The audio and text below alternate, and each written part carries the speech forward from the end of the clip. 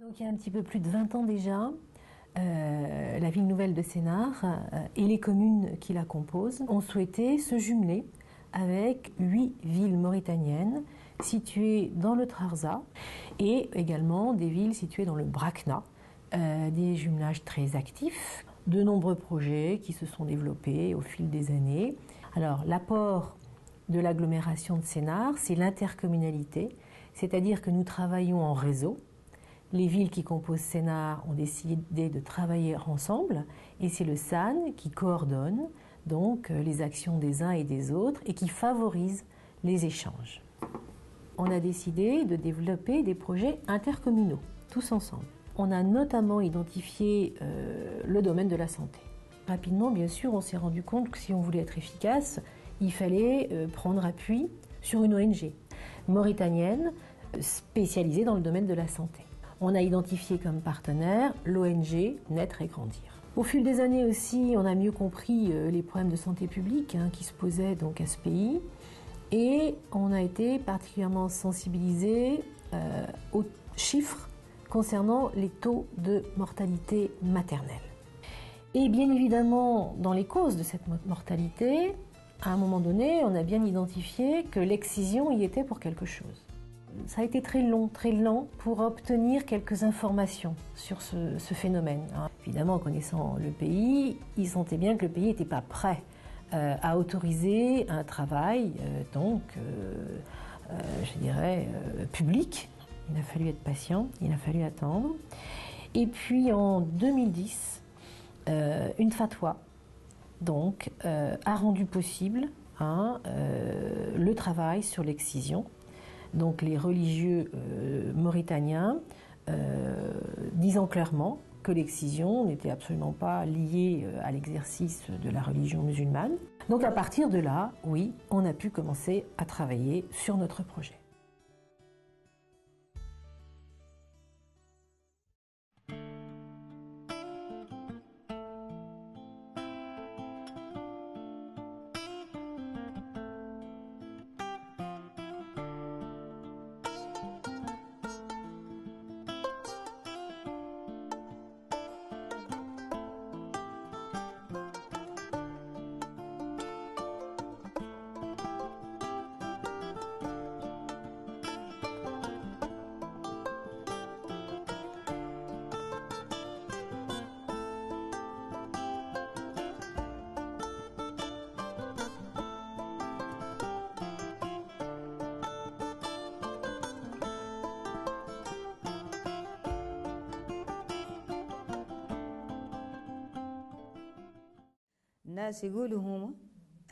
Je ne savais pas quel était l'intérêt de l'excision, ni pour l'homme, ni pour la femme.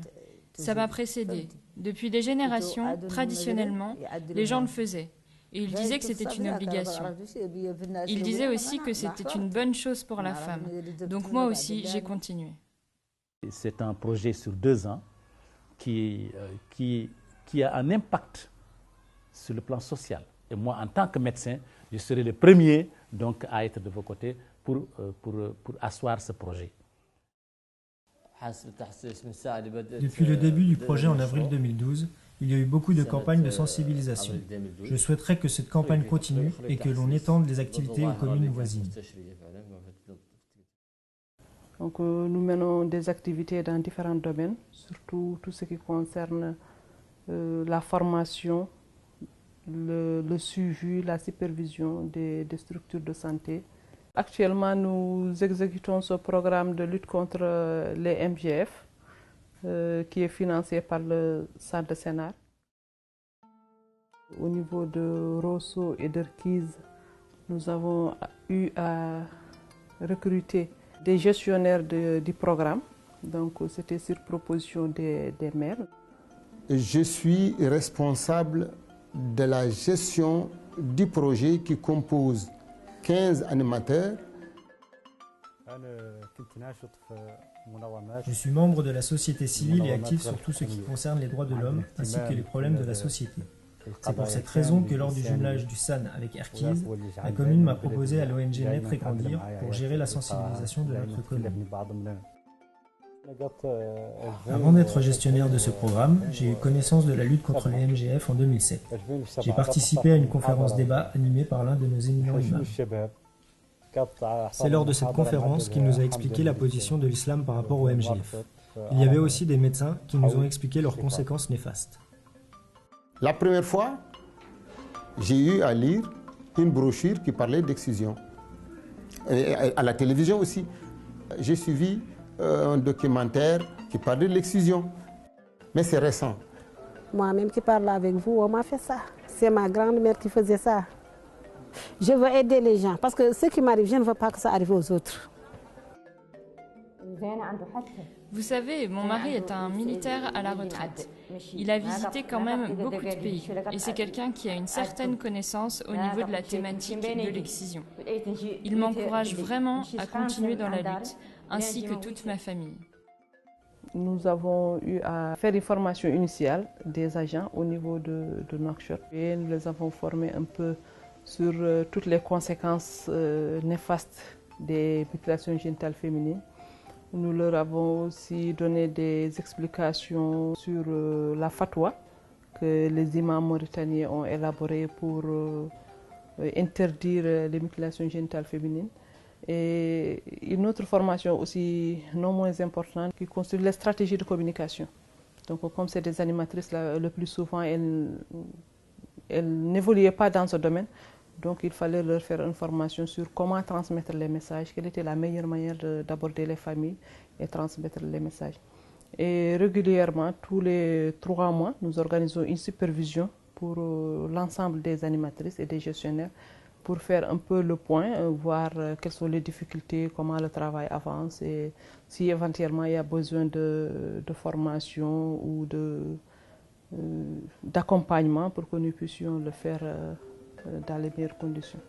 Et il faut noter aussi que ces personnes aussi ont une rémunération juste pour les aider pour le transport, pour qu'elles puissent mener à bien leurs actions. Et nous avons développé essentiellement 2 stratégies. Il y a la stratégie du porte-à-porte. Donc chaque animatrice doit travailler 5 jours par semaine et chaque jour, elle doit visiter au moins 10 familles. Donc avec lesquelles elle va s'entretenir. Elles ont aussi des dépliants qu'elles doivent laisser dans les familles et cela va constituer en quelque sorte une référence pour pouvoir mieux diffuser le message. La femme, là, depuis qu'elle a commencé à exciser ses enfants, la première qu'elle a fait, elle a eu des difficultés. Puisque jusqu'à présent, l'enfant ne peut pas uriner. Après ça, elle a 5 filles. Elle dit que depuis qu'on a passé les messages chez eux, depuis en ce moment-là, elles ne font pas ça. Depuis qu'on est passé, il y a, alhamdoulilah, 5, il y a 2 jumeaux, filles et 3 autres. Mais elle dit qu'elle ne fait pas.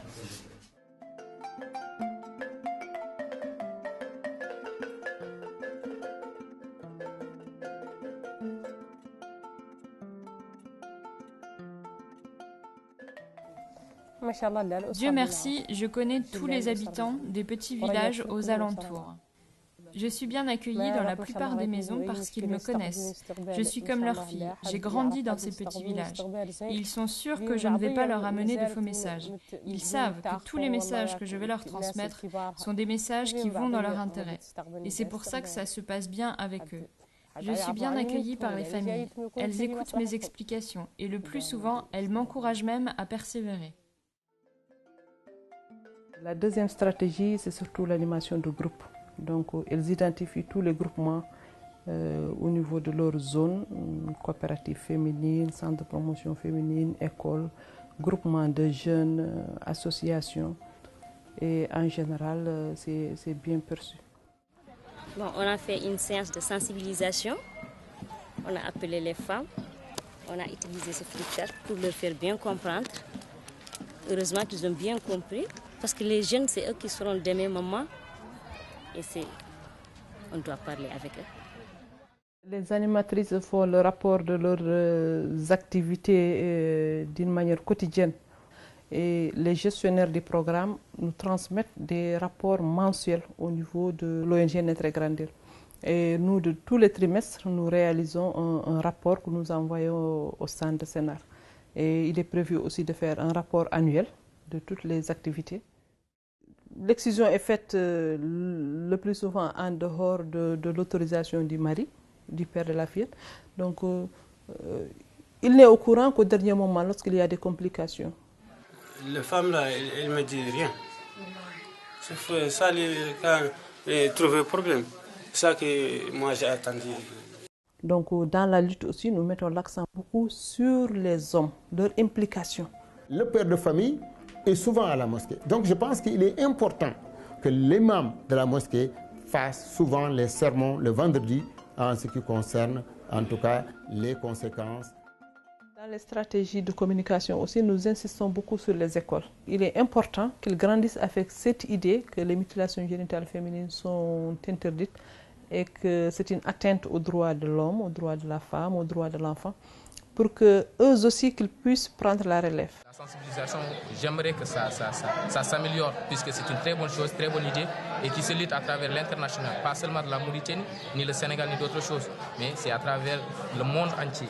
Et on pense que nous aussi, on va créer, de faire tous nos efforts possibles pour enrichir la sensibilisation, puisque c'est une chose qu'on doit lutter contre, et on doit dire non à l'excision. Le point essentiel aussi, c'est de constituer dans chaque zone un comité de surveillance qui est essentiellement constitué du médecin, de la sage-femme, d'un ou deux imams, de représentants de la société civile. Ce comité se réunit tous les trimestres et permet de faire un peu le point sur l'état d'avancement de la sensibilisation. Le comité de surveillance constitue en quelque sorte une référence pour les animatrices du programme parce qu'au cours des animations, si elles rencontrent des difficultés, par exemple des familles qu'elles n'arrivent pas à convaincre, elles font appel au comité où différents membres pourront intervenir. Bon, pour sanctionner les gens, ce n'est pas facile, mais on arrive à les convaincre, certains de nos disciples ou bien les personnes qui sont proches de nous. Si on les parle, ils comprennent ce que nous voulons les expliquer, ils comprennent. Je suis membre du comité de surveillance. À chaque fois qu'on a besoin de moi, le responsable de programme me convoque et je viens participer aux réunions ou aux sensibilisations. Par ma fonction de responsable de la reproduction au niveau du centre de santé, je suis en quelque sorte membre de droit du comité de surveillance. Tous les problèmes de reproduction de la zone me sont posés en premier lieu. Je peux aussi voir l'évolution des mentalités, aider les animatrices au niveau des informations qu'elles donnent et vérifier leur exactitude. La sensibilisation dans la communauté est importante, mais la sensibilisation dans le milieu de la santé est aussi très importante. Elle donne un aspect plus officiel. Les animatrices, elles, sont choisies dans leur zone. Si elles font des animations dans le centre de santé, en présence de médecins, déjà il y a une forte affluence, les gens voient que c'est directement lié à la santé et que les professionnels, eux aussi, luttent contre ça. La sensibilisation a un vrai impact dans la lutte, parce que beaucoup de femmes viennent pour demander la confirmation de ce que les animatrices leur ont expliqué au village. Donc les femmes ont vraiment l'occasion d'apprendre, et les gens osent de plus en plus en parler. D'autre part, il y a de moins en moins de familles qui viennent au centre pour demander que l'on excise leurs filles.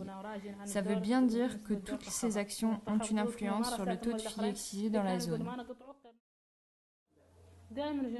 Vous savez, il y a toujours des gens qui viennent au centre demander que l'on excise leurs filles, mais nous en profitons toujours pour les sensibiliser. Nous leur disons que c'est une pratique qui est interdite et que le personnel de santé n'a absolument pas le droit de le faire. Nous leur disons aussi que nous allons suivre cet enfant et que si nous apprenons, par quelque moyen que ce soit, que la fille a été excisée, nous allons prendre des dispositions pour les sanctionner.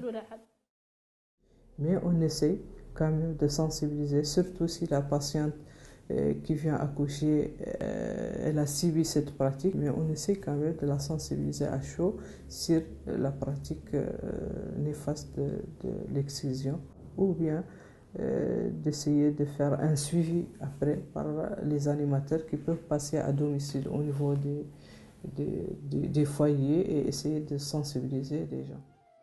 C'est sûr qu'il y a des femmes qui voudront continuer à faire les MGF malgré toutes les sensibilisations, malgré la connaissance des méfaits et tout. Mais s'il y a une loi aussi, ça va être beaucoup plus canalisé aussi et constituer un frein à cette pratique, je l'espère. J'ai pu faire une sensibilisation au niveau de nos 2 députés ici pour qu'ils en parlent à l'Assemblée nationale.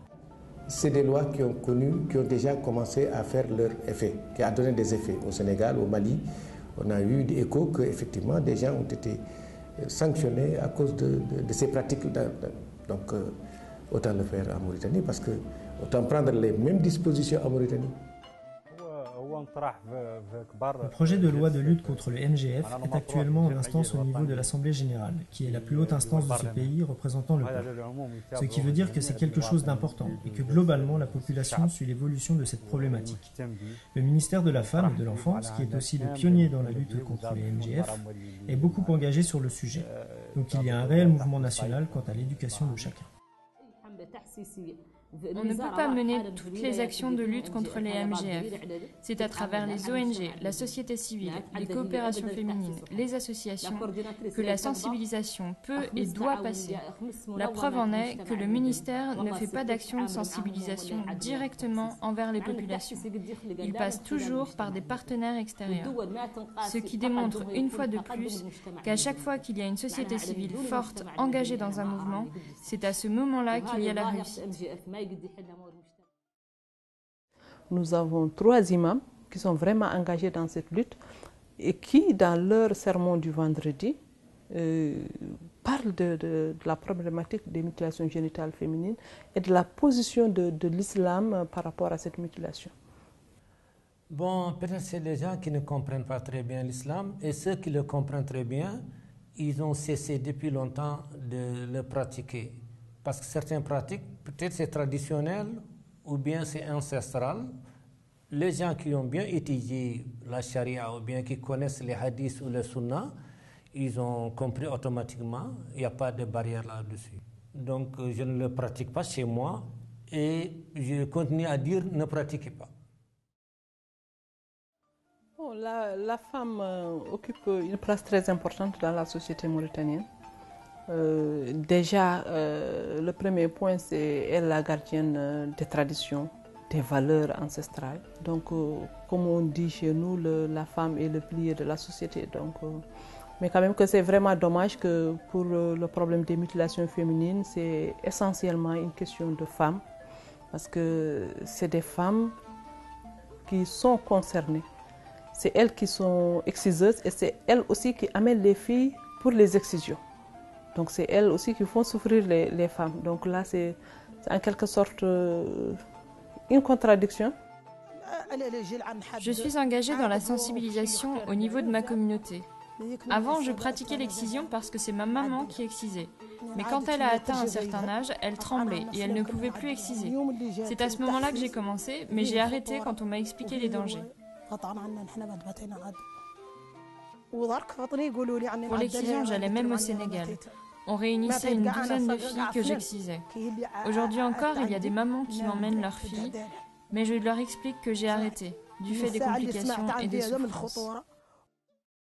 Une particularité aussi pour Trarza, de Rosso Erkiz, c'est qu'il y a une forme de MGF qui n'est pas très répandue dans le pays, c'est-à-dire l'utilisation d'une gomme, la gomme d'une plante appelée Mounas. Le plus souvent, là, la communauté, la famille n'est pas informée même de la pratique, parce que ça passe vraiment inaperçu. Si c'est une fille qui est excisée avec une lame, des ciseaux, en général, ça saigne, il y a des douleurs, la fillette pleure et donc l'entourage peut être informé sur la pratique. Donc en faisant des enquêtes, on peut savoir vraiment si les taux évoluent ou ils baissent en fonction vraiment des connaissances de la population. Mais le Mounas, la famille peut l'utiliser et si elle ne vous avoue pas qu'elle a utilisé le Mounas, vous ne pouvez pas le savoir. Dans un premier temps, on avait arrêté d'exciser les filles avec des lames et il y a une autre pratique qui consistait à mettre de la gomme de Mounas sur le clitoris. Et cet organe s'atrophie et finit par disparaître. Mais maintenant, on nous a dit que ça aussi c'était dangereux et donc on a arrêté. Je ne sais pas vraiment quel est le mécanisme par lequel agit le Mounas, mais je pense qu'il peut être plus dangereux que la lame, car on ne sait pas vraiment quel est son mode d'action. Est-ce que ça va se limiter seulement au clitoris ou est-ce que ça va attaquer les organes avoisinants ? J'espère que mes filles n'auront pas de complications. Leur clitoris a pratiquement disparu. Je leur mettais du mounas toutes les nuits pendant qu'elles dormaient. Par contre, pour les filles de ma sœur, le clitoris est encore apparent. Mais comme on m'a dit qu'il y a des complications, je ne vais plus le faire. De toutes les manières, il n'y a pas une zone à fort ou à faible taux. Même un taux de 1% de mutilation génitale féminine est inadmissible et il faudra bien le combattre. Depuis le début de la campagne de sensibilisation, il y a un vrai mouvement qui s'est créé et les populations commencent à comprendre l'importance de la lutte contre les MGF et même à se débarrasser de cette pratique. Moi-même, avant, je n'étais pas sensibilisée. Donc il faut vraiment sensibiliser toute la communauté. Moi, je suis âgée. Il y a beaucoup de choses dont je ne suis pas informée. Mais les jeunes sont de plus en plus au courant de ce qui se passe au niveau du mouvement international.